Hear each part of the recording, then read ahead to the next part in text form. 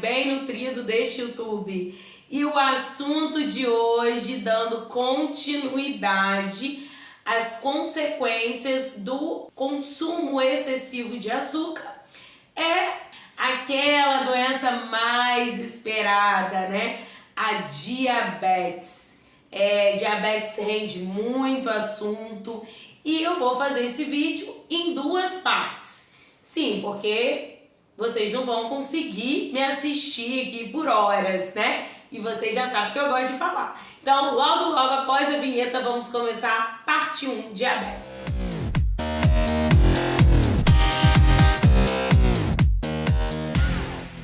Bem, vou começar esse assunto explicando como que ocorre a doença diabetes, tá? Seja qual for o tipo, né? Existe o tipo 1, o tipo 2 e a diabetes gestacional. Mas nos três mecanismos acontece da mesma forma. Então, o que leva à diabetes?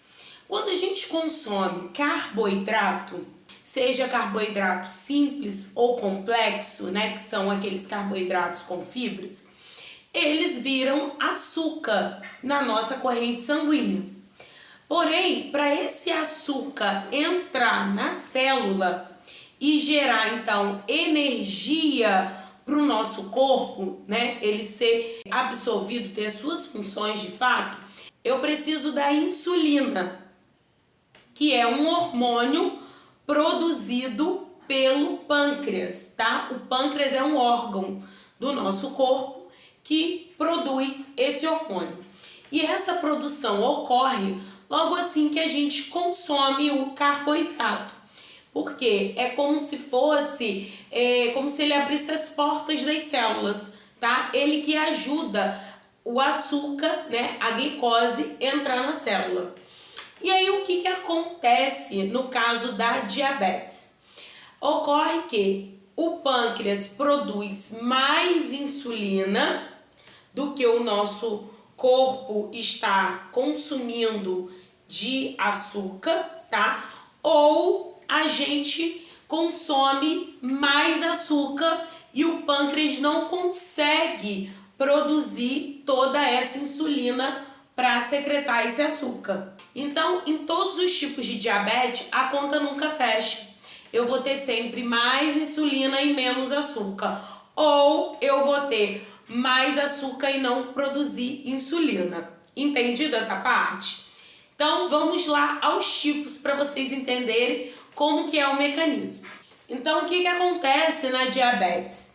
Na tipo 1, é muito comum aparecer em crianças, em adolescentes, em pessoas jovens, tá? Essa patologia.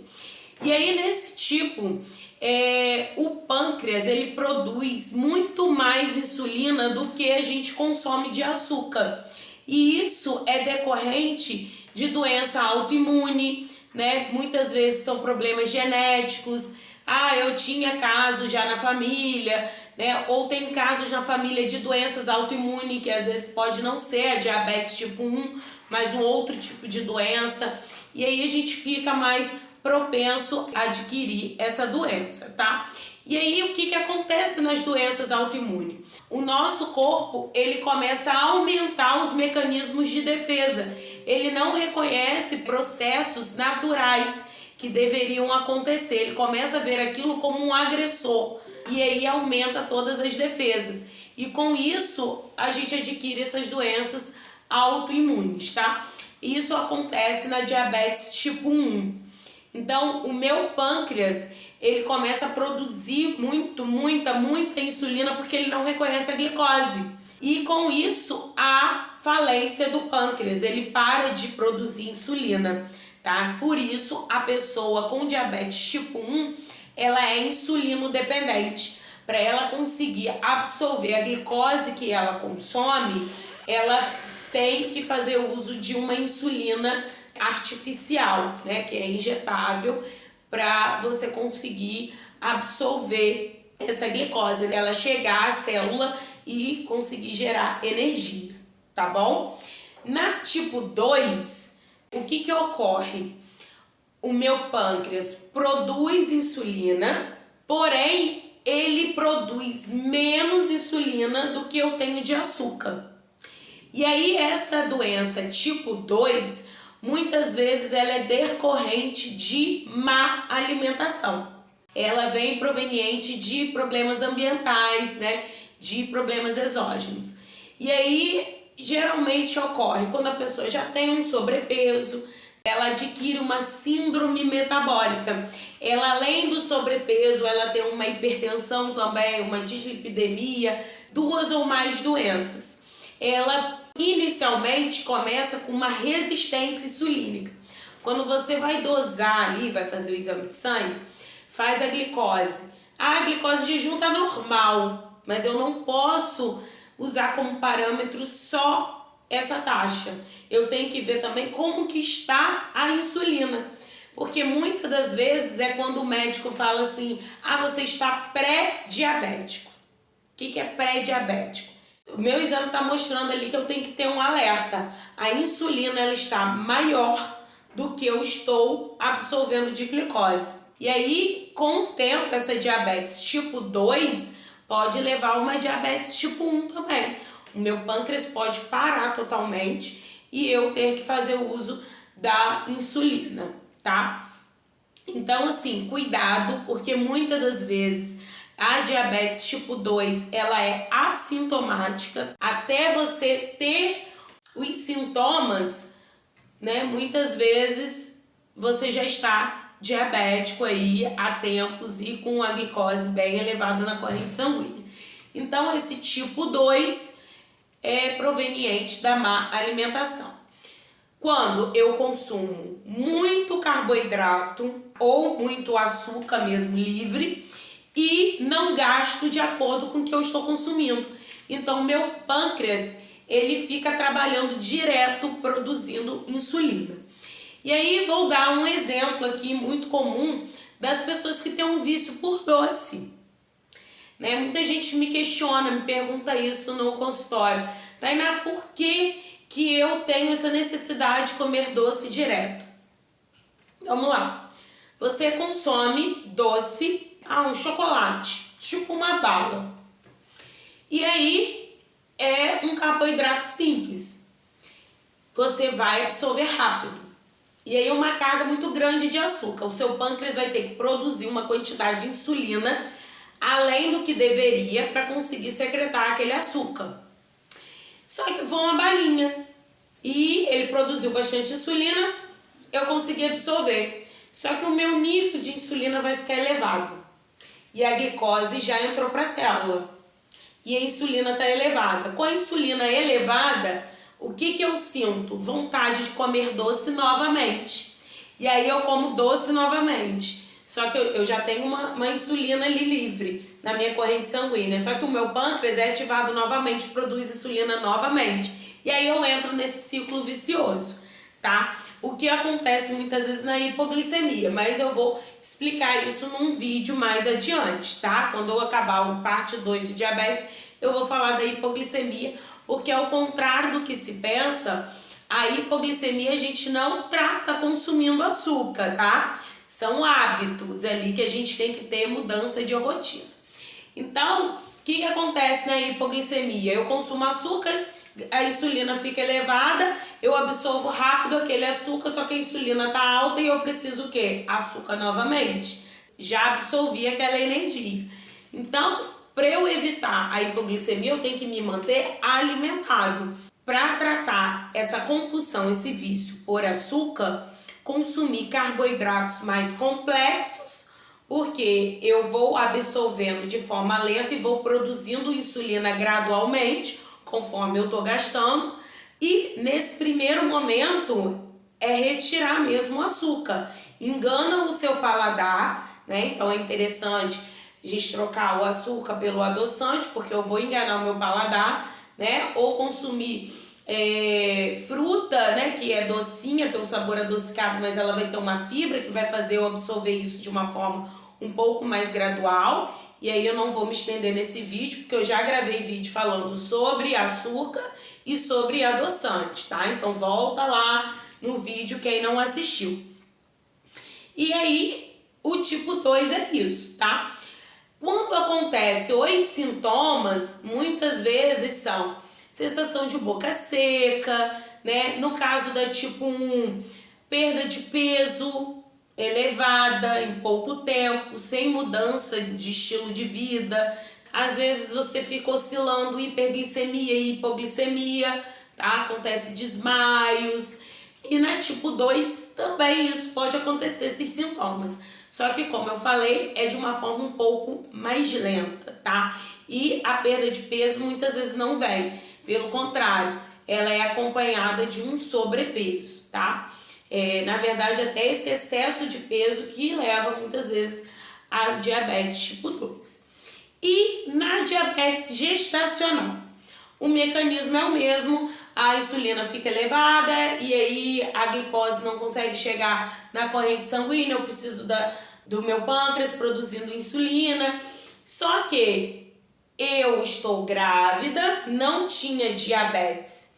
O que acontece na gestação? Um ganho de peso excessivo. Muitas das vezes, mãe, né, a gestante que adquire a diabetes gestacional, ela já tem um sobrepeso, ela tem também maus hábitos alimentares, tá?